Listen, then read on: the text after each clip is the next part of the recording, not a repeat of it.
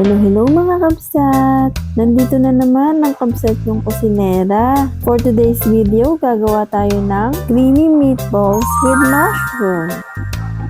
Tara, simulan na natin to. Una, maggayat lang muna tayo ng sibuyas. 2 sibuyas nga pala yung ginamit ko dyan kasi maliliit lang ang meron kami dito sa bahay. Hihiwain lang natin ito sa maliliit na portion. Tapos, iset aside mo muna. Isunod na rin natin dito ang carrots. 2 carrots nga pala yung ginamit ko dito. Pagtapos kong balatan, hinugasan ko muna ito bago ko hiniwa-hiwa. Hiniwa-hiwa ko lang siya sa medyo maliliit na portion para hindi masira yung food processor. Kailangan kasi pino ito, kaya gamitan natin ito ng food processor. Kung wala naman kayong food processor, pwede mo naman itong manu-manuhin sa paghihiwa. Basta hiwain mo lang siya ng maliliit na portion na parang giniling. Nung natapos ko namang gayatin itong mga carrots, isinunod ko naman gayatin yung dahon ng sibuyas. Ginayat-gayat ko lang ito ng maliliit. After ko nga pala hiwa-hiwain yung mga sangkap, giniling ko na yung carrots at sibuyas gamit ang food processor. After natin maggayat, mag-prepare na rin tayo ng medyo malalim na bowl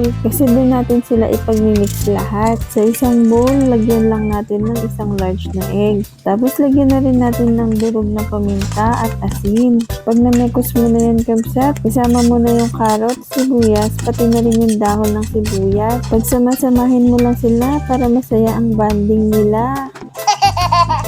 Pag nakapag-banding na sila, ilagay mo na rin yung breadcrumbs. Half cup nga pala yung nilagay ko dyan. Isunod na rin natin ilagay yung kalahating baboy na giniling. Tansya-tansya lang yung pinaglalagay kong asin at paminta. Then, imegos-megos mo na yan, kabsat. Narealize ko dyan na mas okay gamitin ng kamay sa pagbabanding nila para mas manuot ang lasa. Kaya ginamitan ko na ng magic kamay. Nice! Sunod natin gawin ay magpainit tayo ng mantika. Gamitin natin kawali yung medyo malalim. Mas okay kasi pag deep fry ang luto mo dito para pantay-pantay ang pagkakaluto para hindi hilaw sa loob. Habang nagpapainit ako ng mantika, nagbilog-bilog na rin ako dito sa ginawa nating mixture kanina. Gumawa muna ako ng isa para matikman ko kung tama na yung lasa kapag naiprito na ito. Nung nakita ko na at natikman ko yung lasa na okay naman na, inulit-ulit ko lang yung prosesong pagbibilog. Pag natapos mo na siyang bilog-bilugin, katulad ng pambibilog mo sa jowa mo, ilubog mo na ito sa mantika. Medium fire pala ang gamit ko dyan. I-check mo rin ito from time to time para pag nag-golden brown na, ibabaligtad mo na ito. Pag golden brown na lahat ng sides, pwede mo na itong hanguin. Tapos magsalang ulit tayo ng next batch. Habang piniprito ko nga pala dyan yung mga meatballs, piniprepare ko na rin yung mga gagamitin natin para sa sauce. Naggayat din ako ng sibuyas at bawang. Nagpainit na ako dito ng kawali, tapos nilagyan ko lang ng 1 kutsarang butter. Sinunod ko na rin dyan yung sibuyas at bawang. Iginisa-gisa ko lang muna ito. Nung nagisa na yung sibuyas at bawang, inilagay ko na rin tong meatballs. Minegos-megos ko lang ng konti. Tapos di ba ako nasatisfied sa butter, dinagdagan ko pa ulit ito ng 1 kutsara. Then sinunod ko na rin itong mushroom. Isang maliit na kanyong nilagay ko. Tapos naglagay na rin pala ako ng 1 kutsarang toyo ng girlfriend mo para mabawas-bawasan naman ang pagtutuyo niya.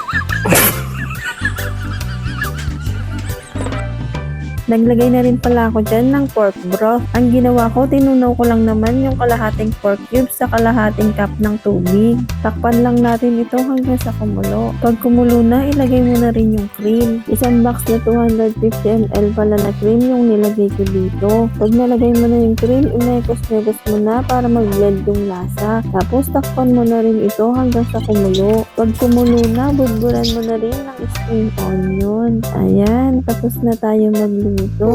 Sana nagustuhan nyo ito at nasabayan nyo ako. Kung nasabayan nyo ako, i-comment nyo naman kung anong lasa ng nailuto nyo. Tapos huwag mo rin kalimutang i-comment kung taga saan ka para alam ko naman kung hanggang saan umabot itong video nito. Maraming salamat sa panonood. Huwag mong kalimutan mag-like, follow, and share. Thank you! Bye-bye!